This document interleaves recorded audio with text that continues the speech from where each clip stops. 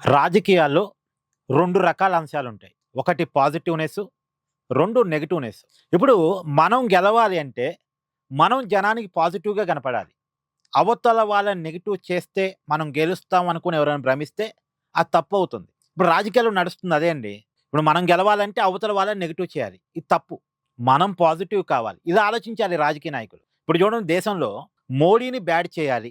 మోడీని తప్పుగా దేశంలో చూపించాలనే ప్రయత్నం గత 10 ఏళ్లుగా నడుస్తుంది. సక్సెస్ అయ్యారా? సక్సెస్ కాగలిగారా?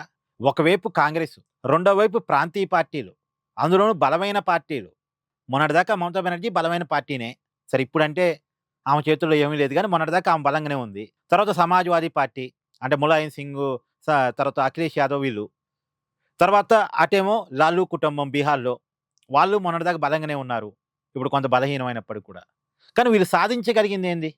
ఇప్పుడు స్టాలిను తమిళనాడులో ఇదంతా ఒకవైపేమో ప్రాంతీయ పార్టీలు, ఇంకోవైపేమో కాంగ్రెస్ పార్టీ. వీళ్ళందరూ కలిసి మోడీ అనే ఒక వ్యక్తిని బ్యాడ్ చేయటం కోసం గత 10 సంవత్సరాలుగా తీవ్రంగా ప్రయత్నం చేశారు. వర్కౌట్ అయిందా? కాలేదుగా. కానీ అదే 10 సంవత్సరాలు వాళ్ళు పాజిటివ్‌గా కనపడటం కోసం ప్రయత్నం చేస్తుంటే వాళ్ళ గెలుపు సాధ్యమయ్యేదేమో. మేము జనానికి పాజిటివ్‌గా కనపడాలి. మేమొస్తే డెవలప్‌మెంట్ వస్తది. మేమొస్తే ధరలు తగ్గుతాయి. మేమొస్తే ప్రజా సమస్యలు పరిష్కారం అవుతాయి. ఇయాల ప్రజలు పడుతున్న కష్టాలన్నిటికి పరిష్కారం దొరుకుతుంది అనే నమ్మకాన్ని వీళ్ళెవరైనా బిల్డప్ చేసుకొనుంటే, వీళ్ళకేమన్నా అవకాశం, అధికారం అనేటువంటి అవకాశం వచ్చేదేమో. ఇప్పుడు మోడీ క్రియేట్ చేసుకున్నదేంటి? మోడీ ఎక్కడ కూడా ప్రతిపక్షాలను బ్యాడ్ చేద్దాం అనుకోలే. తను హీరో అవుదాం అనుకున్నాడు. ఇప్పుడు మోడీకి, రాహుల్ గాంధీకి ఉన్న తేడా ఏందంటే, రాహుల్ గాంధీ ఏమో మోడీని బ్యాడ్ చేద్దాం, మోడీని జీరో చేద్దాం అనుకున్నాడు. కానీ మోడీ ఏమనుకున్నాడు? తనను తాను హీరోగా ప్రొజెక్ట్ చేసుకుందాం అనుకున్నాడు. అయ్యాడుగా. మోడీ ఈ విషయంలో సక్సెస్ అయ్యాడు. తనను తాను ఒక హీరోగా, తనను తాను ఒక బిగ్గెస్ట్ లీడర్‌గా జనం మదిలో ఉంచుకోగలిగాడు. ఎంతగా అంటే మోడీ లేకపోతే ఈ దేశం రక్షణ లేదు.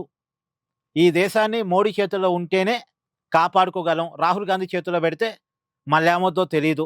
మళ్ళా బాంబ్ బ్లాస్ట్‌లొస్తాయి. మళ్ళీ మత కలహాలు జరుగుతాయి. మళ్ళీ గొడవలొస్తాయి అనే పరిస్థితిలోకి దేశ ప్రజల మైండ్‌సెట్ వెళ్ళిపోయిందా లేదా? దాన్ని మోడీ, బీజేపీ క్రియేట్ చేసుకోగలిగారు. కానీ ఈ ప్రతిపక్షాలన్నీ క్రియేట్ చేసుకోలేకపోయాయి. కారణం ఏంది? ఈ ప్రతిపక్షాలన్నీ మోడీ మీద ఏడవటం తప్ప తమను తాము పాజిటివ్‌గా జనం మైండ్‌లో క్రియేట్ చేసుకోవటానికి ప్రయత్నం చేయలేకపోతున్నారు. ఇప్పటికి చూడండి, అయోధ్య రామాలయం విషయాన్ని మోడీకి ఎలా మరకలంటించాలన్న దాంట్లో ఉన్నారు తప్ప, మా చేతుల్లో అయోధ్య రామాలయం ఉంటే ఇలా జరిగేది కాదు అనేది చెప్పుకోలేకపోతున్నారు. అయోధ్య రాముడికి మేము రక్షణ అనేది అపోజిషన్ పార్టీస్ చెప్పుకోలేకపోతున్నాయి. ఎంతసేపటికి మోడీ సరిగ్గా హ్యాండిల్ చేయలేదు. మోడీ నియమించినటువంటి కమిటీ, ట్రస్టు వీళ్ళే అవినీతి చేశారు. మోడీ క్షమాపణ చెప్పాలని ఒక మరకని మోడీకి అంటించే ప్రయత్నం చేస్తున్నారు తప్ప, రాముడిని ఓన్ చేసుకొని, రామాలయాన్ని ఓన్ చేసుకొని, మేము హిందుత్వానికి రక్ష, మేము రాముడికి రక్షణ అని చెప్పలేని పరిస్థితిలో ఉన్నారు. రాముడికి సైనికుల్లాగా నిలబడతాం అని చెప్పే పరిస్థితిలో వీళ్ళు లేరు. ఇదే మిస్టేక్ జరుగుతుంది. ఇప్పుడు ఆంధ్రాలో కూడా చూడండి, జగన్ ఎందుకు విలన్ అయ్యాడు? తనను తాను హీరో చేసుకోవడానికి జగన్ ప్రయత్నం చేయలే. తన అధికారంలో ఉన్న 5 సంవత్సరాలు కూడా చంద్రబాబు నాయుడు బ్రాండ్ జరిపేద్దామని, చంద్రబాబు పేరు జరిపేద్దామని ప్రయత్నం చేశాడు. అందుకే అమరావతిని రాజధానిగా కాదన్నాడు. పోలవరాన్ని పక్కన పెట్టాడు. డెవలప్‌మెంట్ వదిలేశాడు. కంపెనీలు, పరిశ్రమలు పాలోపు లేకుండా చేశాడు. చివరికి ఏమయ్యాడు? ప్రజల దృష్టిలో విలన్ అయ్యాడు. నిజానికి చంద్రబాబుని విలన్ చేయాలనే ప్రయత్నాన్ని పక్కన పెట్టేసి, తనను తాను హీరోగా చిత్రీకరించుకోవాలనే ప్రయత్నం గనక చేసుకొనుంటే, జగన్ కూడా ఒక హీరోగా కనపడి ఉండేవాడు.